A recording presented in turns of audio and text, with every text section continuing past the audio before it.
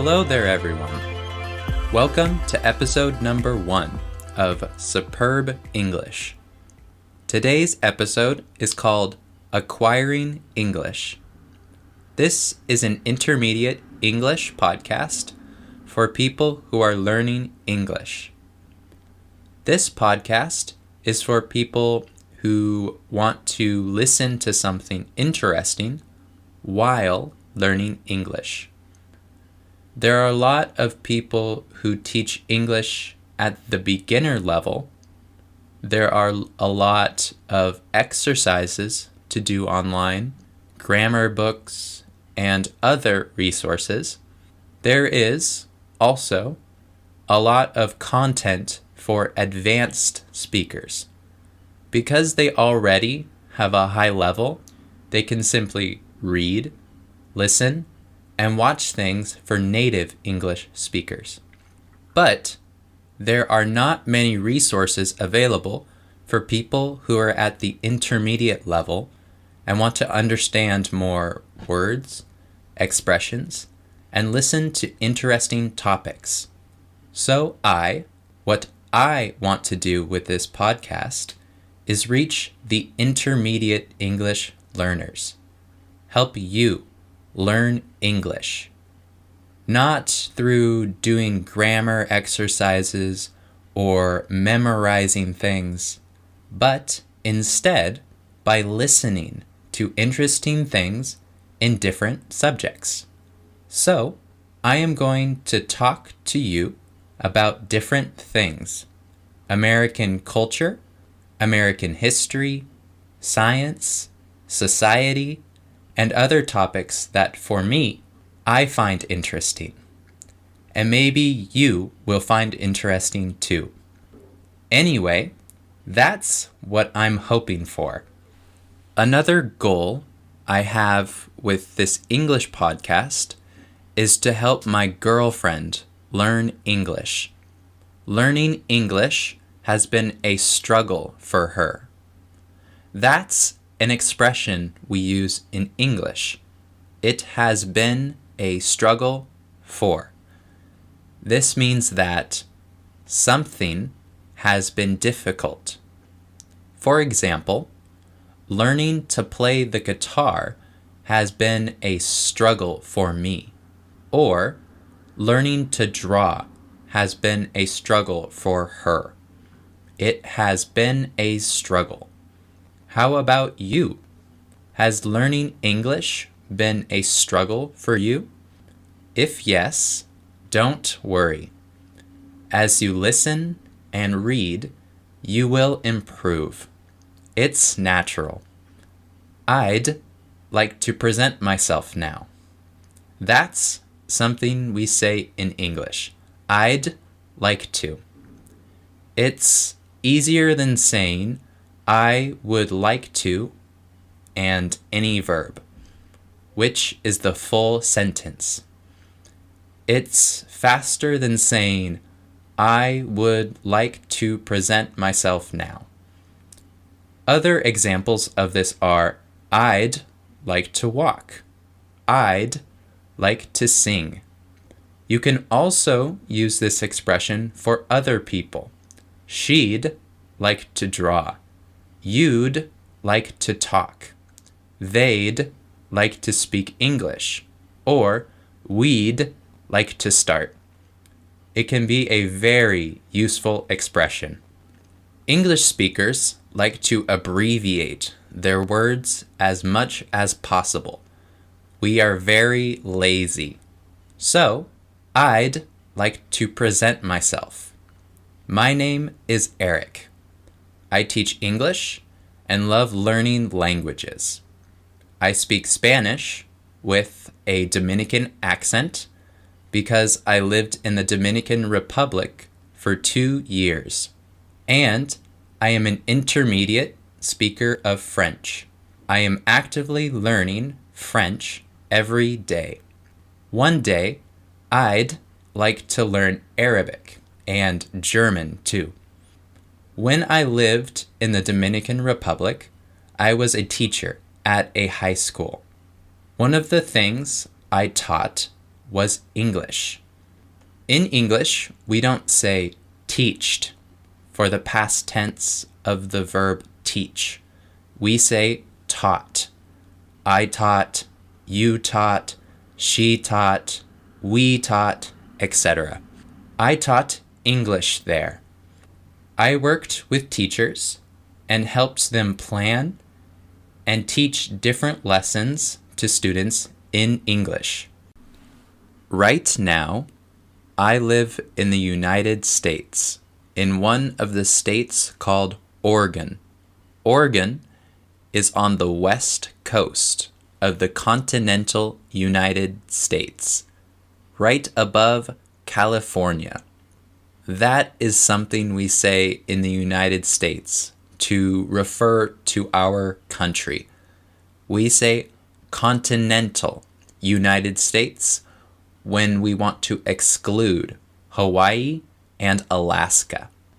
Hawaii and Alaska are two states that belong to the United States, but are separated from the other states.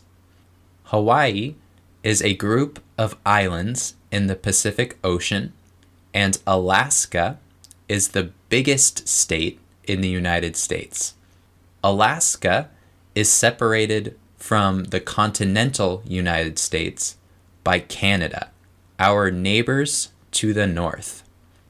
Like I said before, my goal or objective of this podcast is for intermediate learners of English to learn interesting things while learning English. If you are a listener of this podcast, you will be able to understand more and more as we progress. If you do not understand something, don't worry.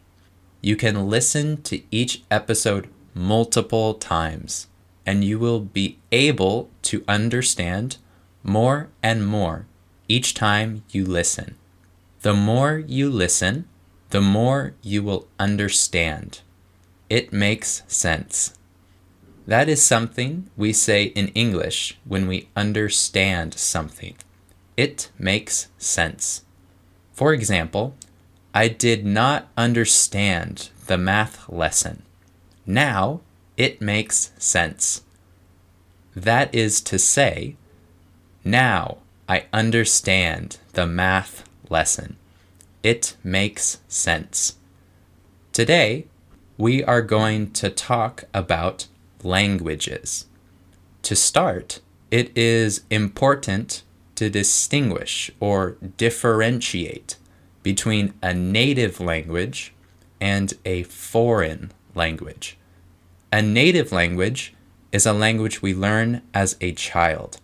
It's the language our parents speak, and it's the language we use to interact with the world.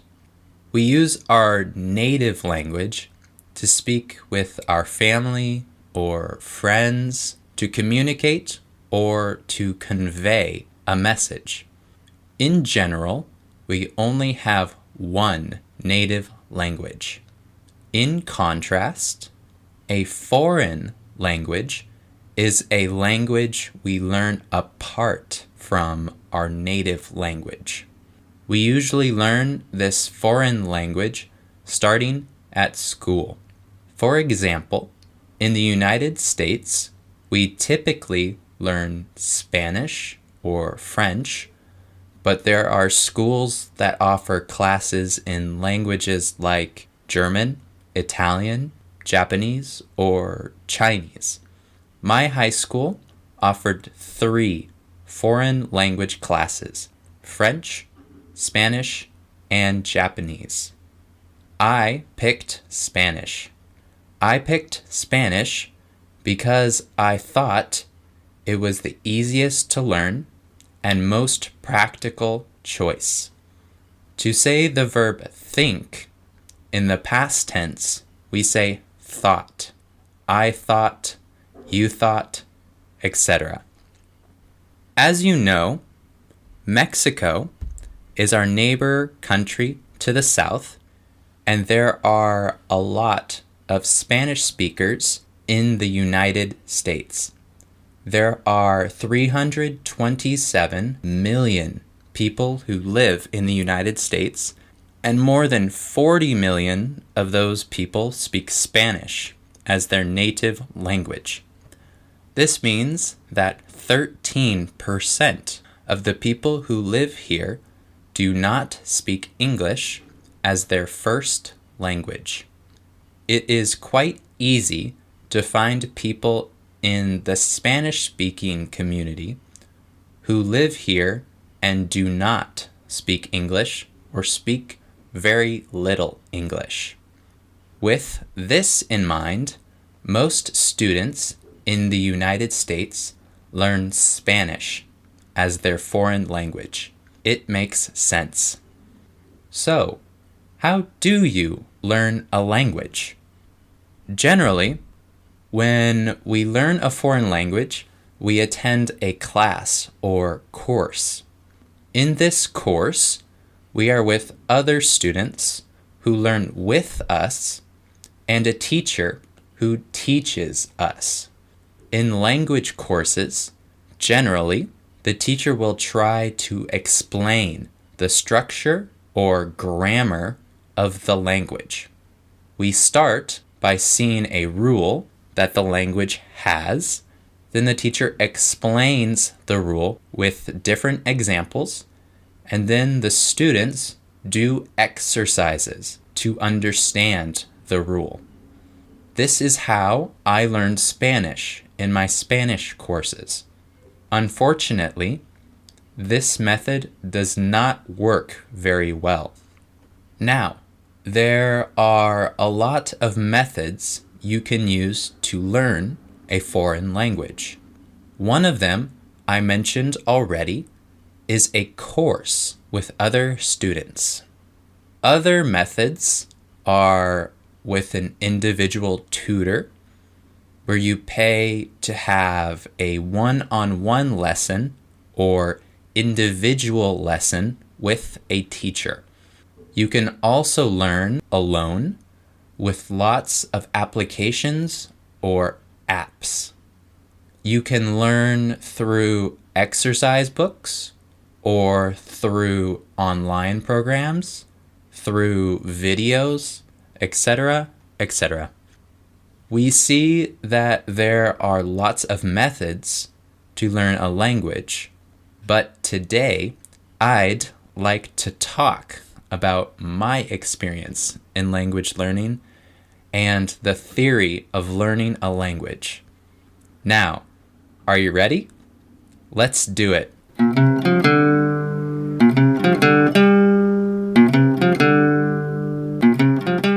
In order to speak about language learning theory, we are going to talk about a very influential figure in the language learning field or field of linguistics, Dr. Stephen Krashen. When we say influential figure, that means influential person.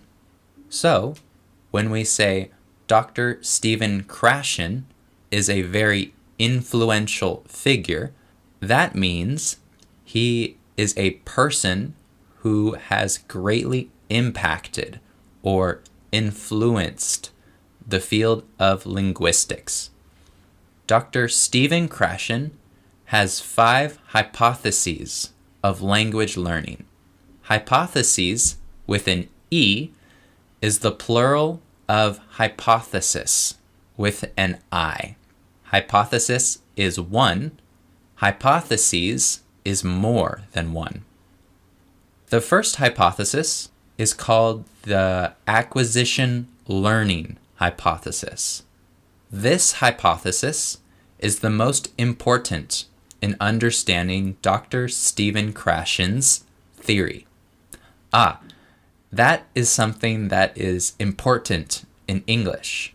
When we add an apostrophe S to a name, that means that something belongs to that person. In this example of Dr. Stephen Krashen's theory, this means that the theory belongs to Stephen Krashen. The theory is his.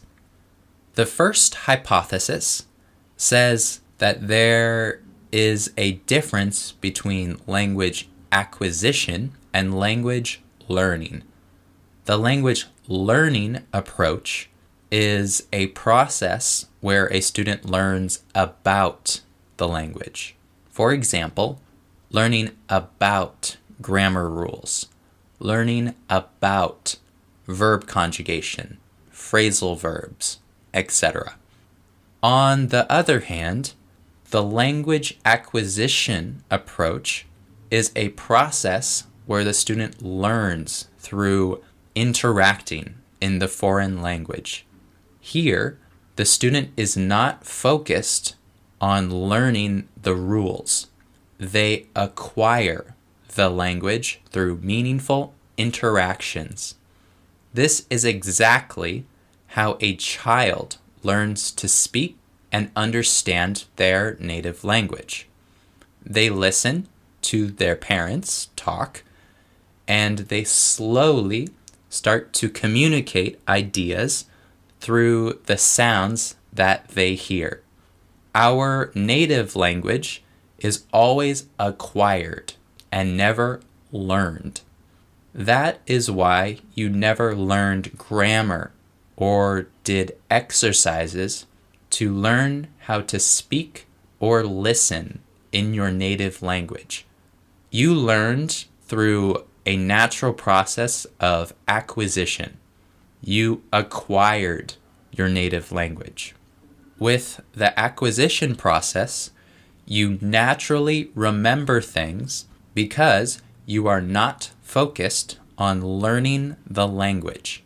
You are focused on the interaction, and that is more important. The second hypothesis is known as the monitor hypothesis. Monitor here means to observe the progress of something over a period of time. The monitor hypothesis explains the best relationship between language learning and language acquisition. Language learning should be used after language acquisition.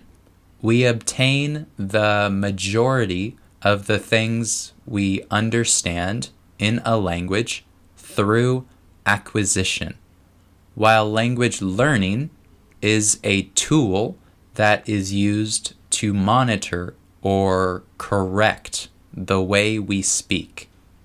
Language learning acts in planning, editing, and correcting only when 3 conditions are met.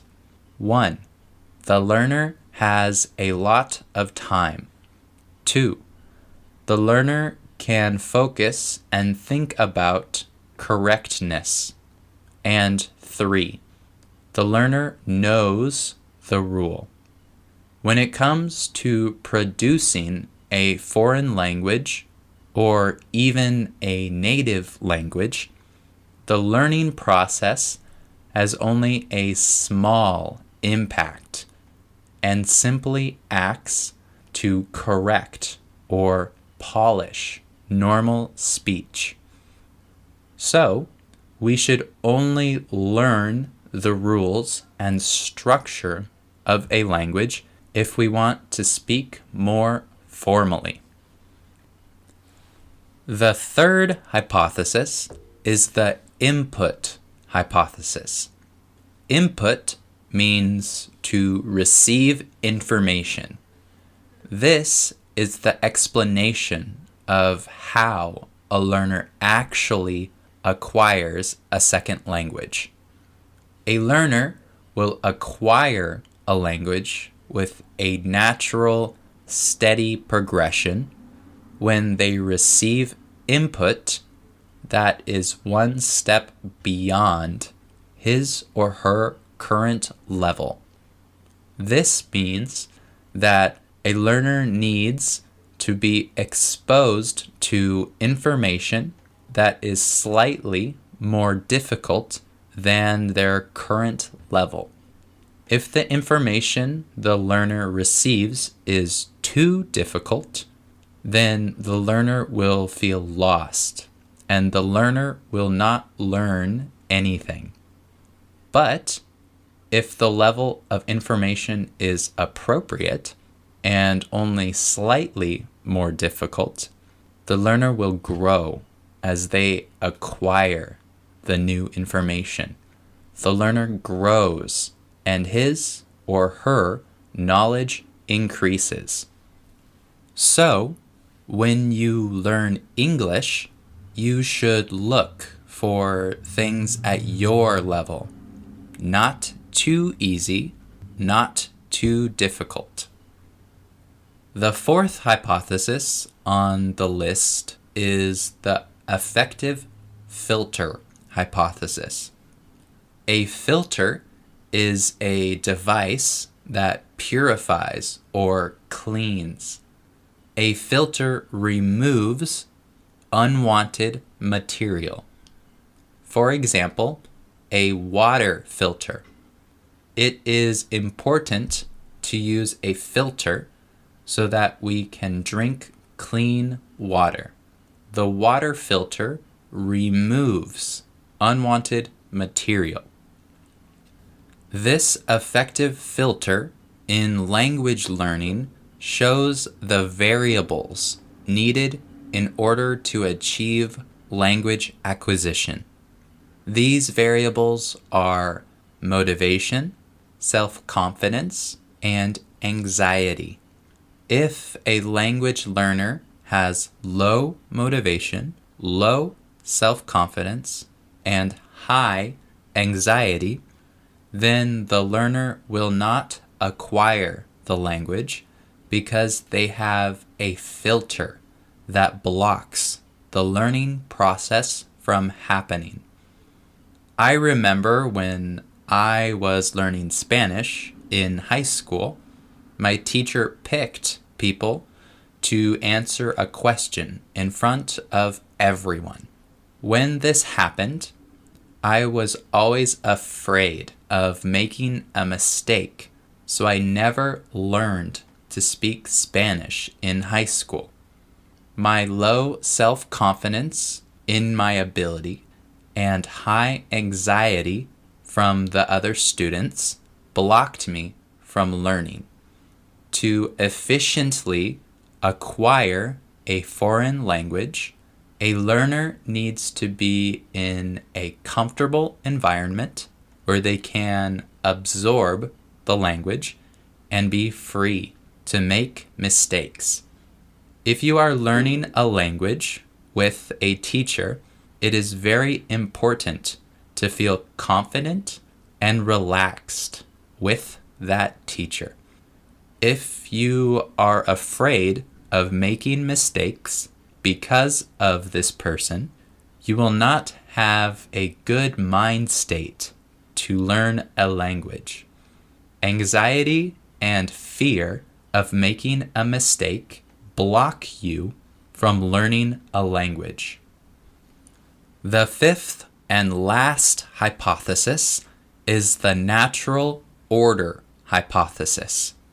This hypothesis simply says that there is a natural order that everyone will follow when learning a particular foreign language.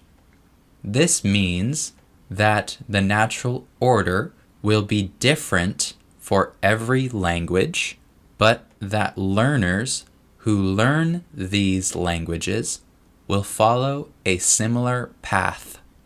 So, simple ideas and grammar structures will be understood sooner, and more complex ideas and grammar structures will be understood later.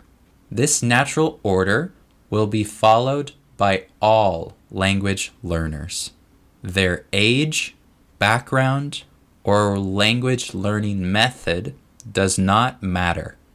Everyone who learns English will learn English in more or less the same order. Some people may learn it faster, but the order in which everyone learns English will be the same. The conclusion.